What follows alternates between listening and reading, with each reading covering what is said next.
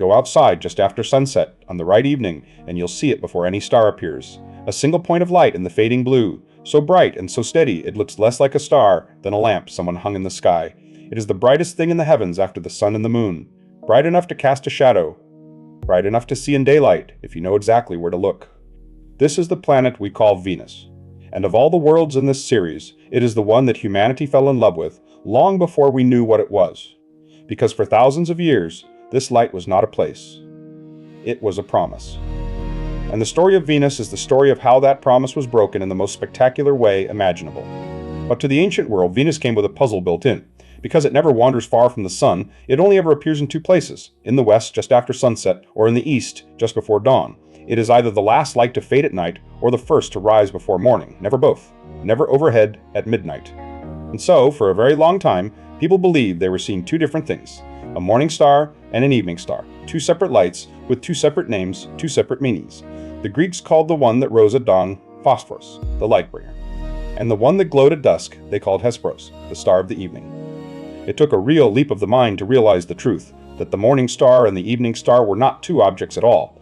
They were one, a single wandering light, appearing on alternating sides of the sun. Greek tradition credits that insight to one of its early philosophers, Pythagoras or Parmenides, though the ancient writers themselves argued over who deserved the honor. But the truth is, others had understood it long before. 1,000 years earlier, in the cities of Mesopotamia, the people of Babylon had already bound the morning and evening apparitions into a single divine being. They kept careful records of its risings and settings, some of the oldest astronomical observations that survive anywhere on Earth. And the being they named it for tells you everything about how this planet made people feel. In Babylon, it was Ishtar, Inanna to the Sumerians before them, the goddess of love and desire and also of war. Beautiful and dangerous in the same breath. Even her worship mirrored the planet.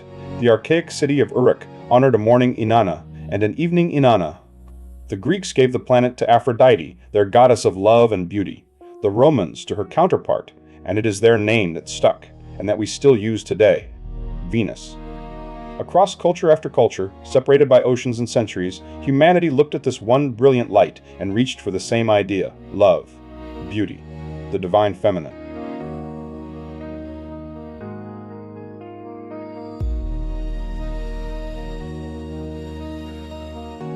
It wasn't only the old world. On the other side of the planet, the Maya watched Venus with an intensity that borders on obsession. In their surviving books, they tracked its cycle with astonishing precision, predicting where it would appear across decades. But to them, Venus was no gentle lover. Its return as the morning star was an omen of danger, tied to war and sacrifice. Think about what that means. Two civilizations that never knew the other existed both stared up at the single point of light and built temples, myths, and calendars around it. Venus was, quite simply, one of the most important objects in the human sky. And yet, for all that watching, all that worship, no one on Earth had the faintest idea what it actually was. Because Venus keeps a secret, unlike Mars, whose reddish face hints at a surface, or Jupiter, whose bands resolve into a world, Venus reveals nothing. Even through the finest instruments, it is a featureless, brilliant, blank white disk, a perfect, blinding pearl. It shows you its beauty and hides absolutely everything else. And that blankness, a gorgeous, maddening blankness, is exactly what would let humanity project its wildest dreams onto Venus for the next 300 years. But first, one man was about to point a new instrument at that pearl of light and watch it do something that would help break the entire universe open. The year is 1610. In the Italian city of Padua, Galileo Galilei has built himself a telescope, crude by any modern standard, but the most powerful eye humanity has ever possessed. He has already turned it on Jupiter and found 4 moons circling it, a discovery that shook the foundations of astronomy. Now he turns it toward the brilliant evening star. What he sees stops him cold. Venus is not a simple point of light, and it is not a simple disk. It has a shape, and the shape is changing. Over weeks and months, Venus goes through phases, exactly like the moon. A thin crescent, a half, a swelling gibbous, almost full. The goddess of love was waxing and waning in his eyepiece. And there was a second clue, stranger still. As Venus changed phase, it also changed size. When it showed as a thin crescent, it appeared large. When it swelled toward full, it appeared small. The crescent Venus was near, the full Venus was far. That combination was not a curiosity, it was a verdict on the structure of the cosmos itself. To understand why, you have to remember what most educated people believed in 610. The reigning model was Ptolemy's. The Earth sits fixed at the center of everything, and the sun, moon, and planets circle around it. In that system, Venus is kept always between the Earth and the sun, riding a small circle that never lets it get around to the far side. And if that were true, Venus could never be full. Trapped between us and the sun, it could only ever show us its shadowed side or a slim crescent, never a fully lit face. But Galileo had just watched Venus swell to nearly full. That single observation was a knife through the heart of the Earth-centered universe. Ptolemy's model could not survive it. The full phase of Venus only makes sense if Venus orbits the sun, swinging out to the far side, where we can see its whole sunlit face, and swelling to a crescent when it swings between us and the sun. Galileo had found physical, visible proof that at least one world circled the sun and not the Earth. He recorded it, in the fashion of his time, hidden inside a scrambled Latin code. But here is where honesty matters, because the popular story gets this wrong. The phases of Venus did not prove that the Earth goes around the sun. They proved that Venus goes around the sun, and that Ptolemy was finished. There was still another model left standing, the compromise proposed by Tycho Brahe, in which the planets orbit the sun, but the sun still orbits a motionless Earth. In both of those models, Venus circles the sun and shows a full set of phases. So Galileo's discovery couldn't yet decide between them. What it did do, was demolish the 2,000-year-old idea that everything revolves around us. The evening star had cast the first real vote against a human-centered cosmos. And notice the pattern, because it will define this whole episode. Humanity looked at Venus and it taught us something enormous, but only by defying what we expected. We wanted a simple light. We got a world with phases that rewrote the sky. Every time we looked harder at Venus, it refused to be what we hoped. That was just the beginning. For the next century and a half, Venus stayed a blank phasing pearl, but astronomers realized it could be used as a kind of cosmic measuring stick. Because a few times each century Venus does something rare and precious, it passes directly in front of the sun, and in that crossing lay the key to measuring the size of the entire solar system. Here is the problem that haunted astronomy for generations. By the 1600s, we knew the shape of the solar system, the relative spacing of the planets, how much farther Jupiter was than Mars. What we did not know was its scale. We had a perfect map with no legend. No one knew the actual distance from the Earth to the Sun. And without that one number, the whole cosmos had no size. The astronomer Edmund Halley saw a way to find it. When Venus crosses the face of the Sun, observers standing at different places on Earth see it trace a slightly different path, cross at a slightly different time, measure those tiny differences precisely enough from far enough apart, and geometry hands you the distance to the Sun. Halley published the method in 1716. There was just one catch. Halley knew he would be long dead before he could use it. Transits of Venus come in pairs, 8 years apart, and then don't happen again for more than a century. The next pair would fall in 1761 and 1769. So Halley did something remarkable. He wrote instructions to the future. He called on astronomers not yet born to finish what he could only imagine. And they answered. When 1761 approached, the scientific nations of Europe launched what may have been the first great international scientific campaign in history. Britain and France, often at war, both sent observers to the ends of the Earth, dozens of expeditions fanning out across the globe to catch a few hours of a black dot crossing the sun. The most famous of them set sail for the 1769 transit under a young naval lieutenant named James Cook. His ship, the Endeavour, carried astronomers to the newly charted island of Tahiti in the middle of the Pacific, about as far from Europe as it was possible to go. There, at a spot they named Point Venus, they set up their instruments and waited. On the 3rd of June 1769, Cook and his astronomer Charles Green watched Venus creep across the sun and timed it as best they could. Officially, that observation was the whole reason for the voyage. Unofficially, Cook carried sealed orders for a second mission to search the Southern Ocean for unknown lands. His charting of New Zealand and Australia would follow. It all began with Venus. But if Cook's story is one of triumph, another observer's is one of the most heartbreaking tales in the history of science. His name was Guillaume Le Gentil, a French astronomer who set out to observe the 1761 transit from the city of Pondicherry in India. He was determined to do his part in Halley's grand plan. He very nearly gave his life to it. Everything went wrong. War had broken out, the British had seized Pondicherry. Le Gentil's ship couldn't land, and on the day of the 1761 transit he was still at sea, where the rolling deck made precise timing impossible. He had crossed the world and missed it, but rather than sail home in defeat, he made an extraordinary decision. He would simply wait 8 years for the next one. For 8 years he stayed in the Indian Ocean, studying, surveying, preparing. He built an observatory at Pondicherry, now back in French hands. He checked his instruments 100 times. And as the morning of the 1769 transit arrived, the skies were flawless, clear and blue for days on either side. Everything he had suffered for was about to be redeemed. And then, in the minutes before Venus touched the sun, a single cloud rolled across the sky and covered it completely. For the entire duration of the transit, the sun was hidden. The moment it ended, the cloud passed and the sky cleared again. Le Gentil had waited 8 years, and the universe gave him one cloud, at the one moment that mattered. He is said to have been unable to write for days. His misfortunes weren't over. When he finally returned to France, he found he had been gone so long he'd been declared legally dead. His relatives had divided his estate. His seat at the Academy of Sciences had been given away. He had to go to court to reclaim his own life. And yet, he did reclaim it. He won back his seat, remarried, and lived another 2 decades. We should say why they endured all this. The transits of 1761 and 1769, pieced together from observers scattered across the planet, gave humanity its first solid measurement of the distance to the sun, about 150 million kilometers, within 1% or 2% of the modern value.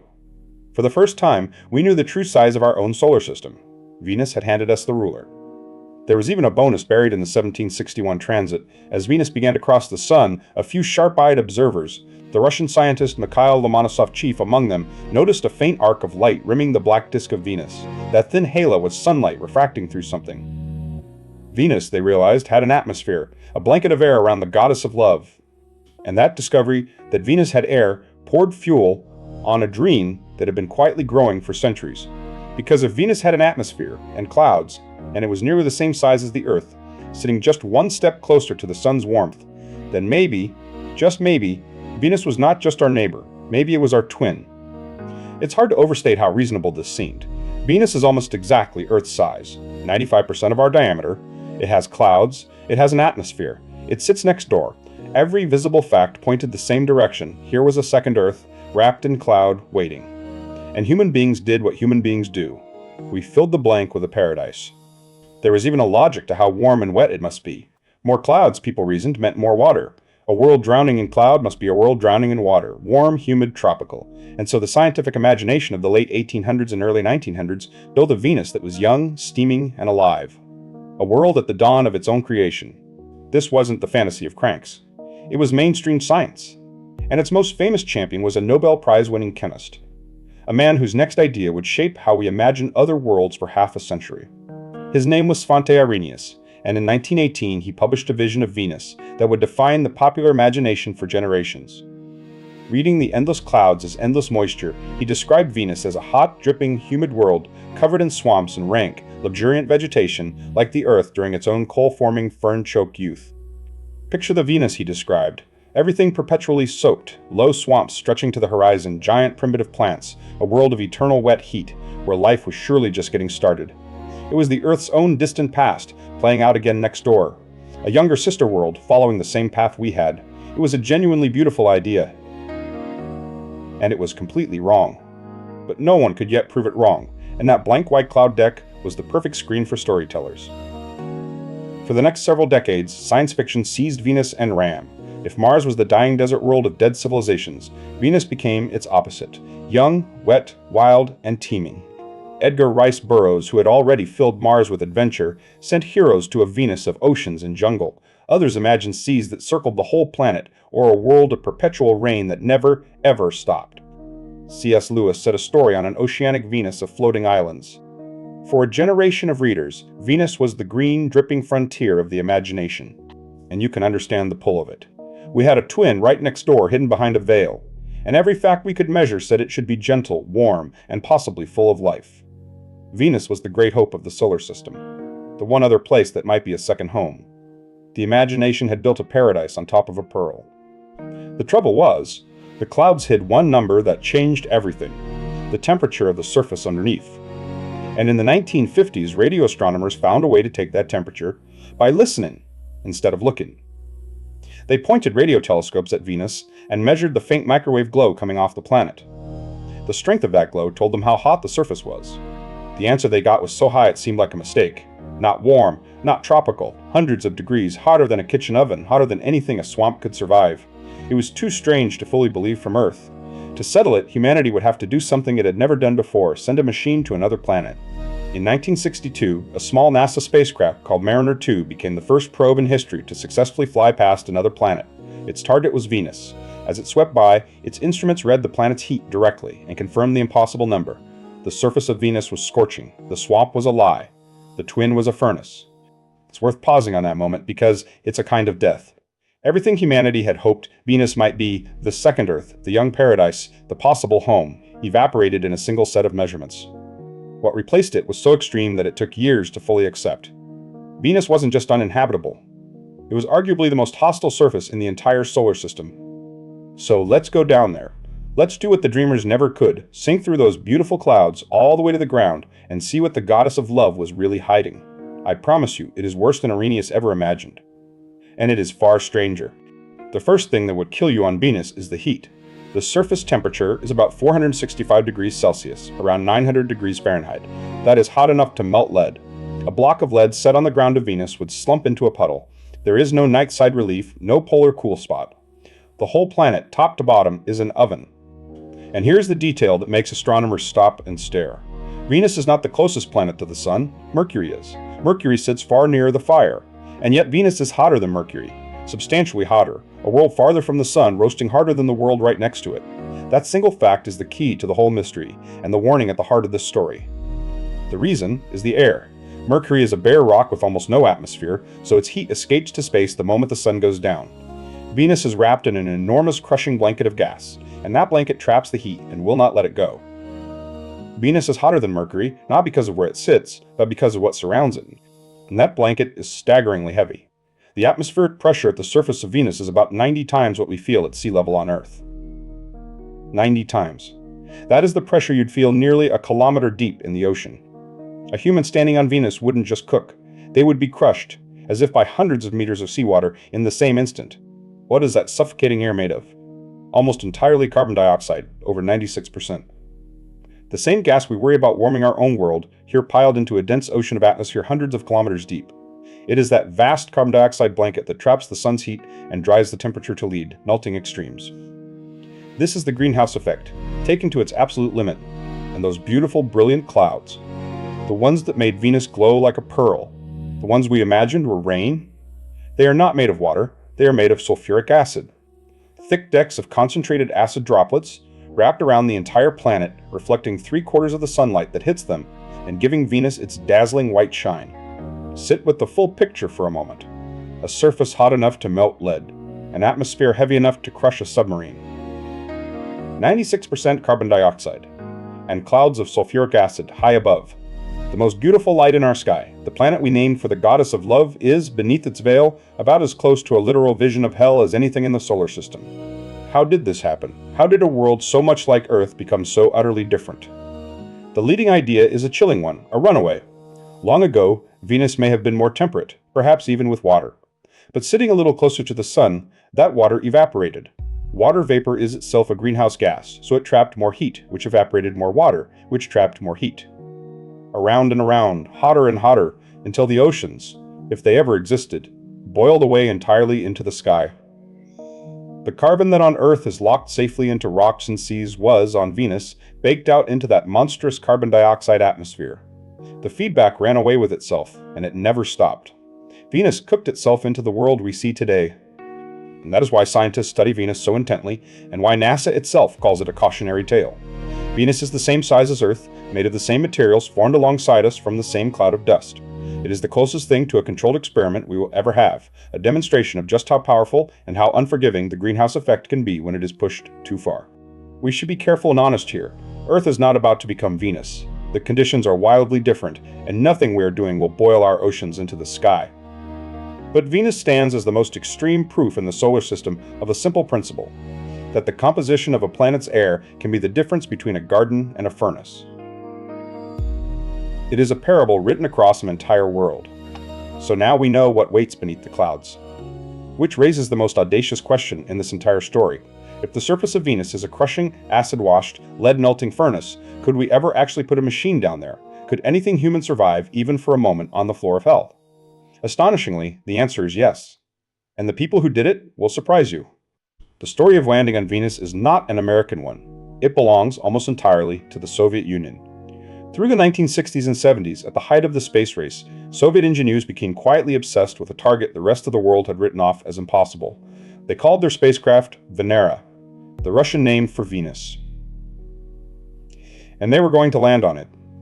Their early attempts were annihilated. The first probes to reach Venus were simply not built for what they found.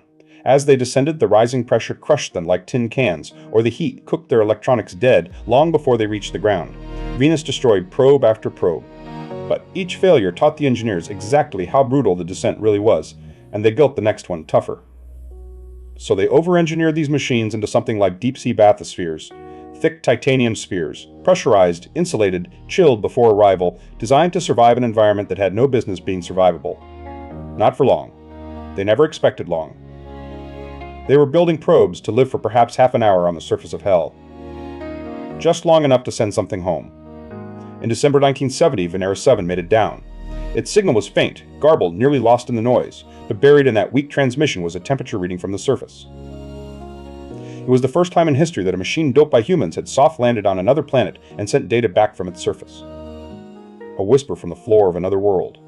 But a temperature reading, however historic, is not a photograph. The Soviets wanted to see. And in October 1975, Venera 9 descended through the acid clouds, touched down, and did something no machine had ever done. It opened its eye, and it took a picture. The first photograph, ever, taken from the surface of another planet. Look at it. This grainy, black and white fisheye view is one of the most extraordinary images humanity has ever made. It shows a flat plain scattered with sharp broken rocks, stretching to a strangely close horizon under a dim sky. There is no swamp, no jungle, no ocean. Just a bleak, rock-strewn floor baking at 460 degrees, photographed by a machine that had minutes to live. And it did have only minutes. The heat and pressure were already working into the spacecraft, degrading its electronics with every second. Venera 9 returned its image and its data for less than an hour before Venus killed it. But it had done the impossible. It had stood on the surface of hell and sent back a photograph. Its twin, Venera 10, landed days later and returned a second. Then, in 1982, came the masterpiece. Venera 13 descended to the surface with better cameras and one goal: color. It landed, and through a chain of colored filters, it built up the first color photographs ever taken from the surface of another planet. And what those pictures revealed was a world drenched in a strange, somber orange light.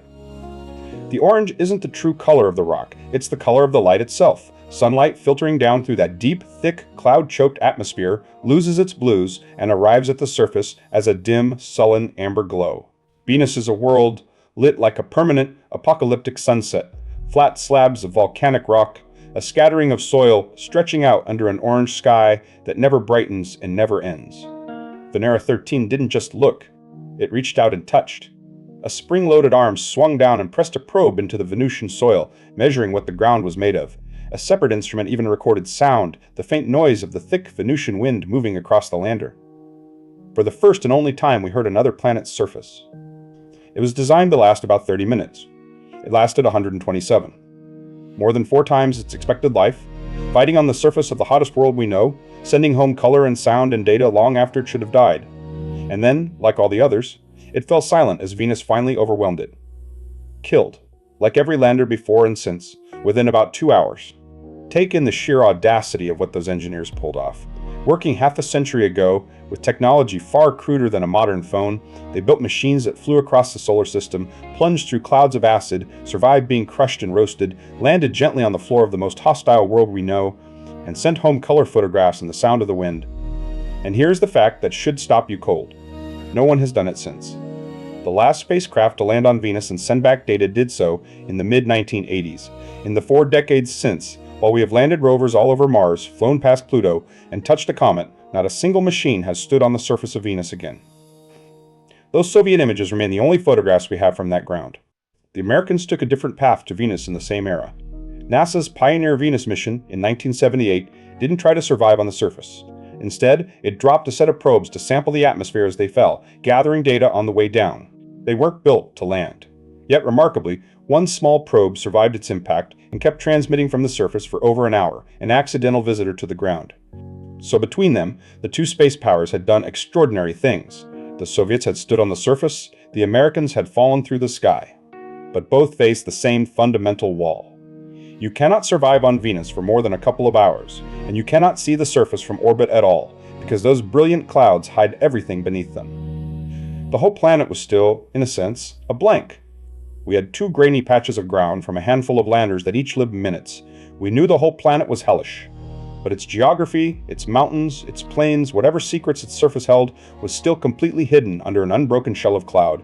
To map Venus, we would need a way to see straight through those clouds, and it turns out, there is one. You cannot see through the clouds of Venus with light, but you can see through them with radar. Radio waves pass straight through that cloud deck as if it weren't there, bounce off the solid ground below, and come back carrying the shape of the surface.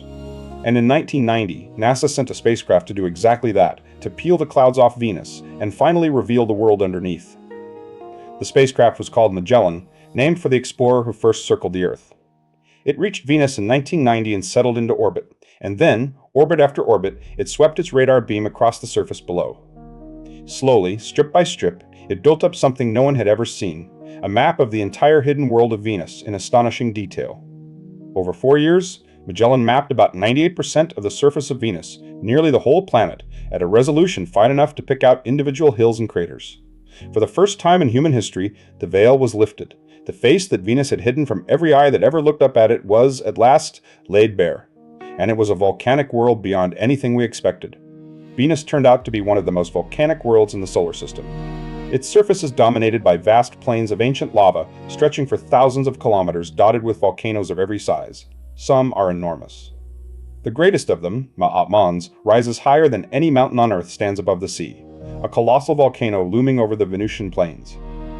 A quick honesty note about images like this one: the dramatic, towering perspective views of Venus's volcanoes are built from real radar data, but their vertical height is deliberately stretched, exaggerated, to make the terrain readable. The real slopes are gentler. But the volcanoes are absolutely real and absolutely immense, and there are strikingly many of them. And Magellan found landforms that exist nowhere else. Strange, flat-topped volcanic domes, like enormous pancakes of once molten rock, squeezed up onto the surface and frozen. Sprawling fracture networks the geologists nicknamed arachnoids for their spidery, web-like shapes. Venus had its own alien geology, sculpted by heat and pressure into forms with no counterpart on Earth. There were rivers here too, not of water, but of lava. Magellan traced channels where molten rock once flowed for hundreds, even thousands of kilometers across the plains, longer than any lava channel on Earth. The whole surface tells a story of a world resurfaced again and again by volcanism, its features paved over by eruption after eruption. Then came a genuine puzzle. When Magellan counted the impact craters on Venus, the scars from asteroid strikes that accumulate on any old surface, it found surprisingly few, and they were scattered evenly, as if the entire planet were about the same age. On Earth, on the Moon, on Mars, we see a mix of old and young terrain. Venus looks strangely uniform, strangely young. The leading explanation is dramatic, that at some point in the relatively recent geological past, Venus may have resurfaced itself almost entirely, a planet-wide paroxysm of volcanism that repaved the whole world and erased its earlier face. Whether it happened in one great catastrophe or in slower waves is still debated, but Venus, it seems, wipes itself clean. And Venus may not be finished.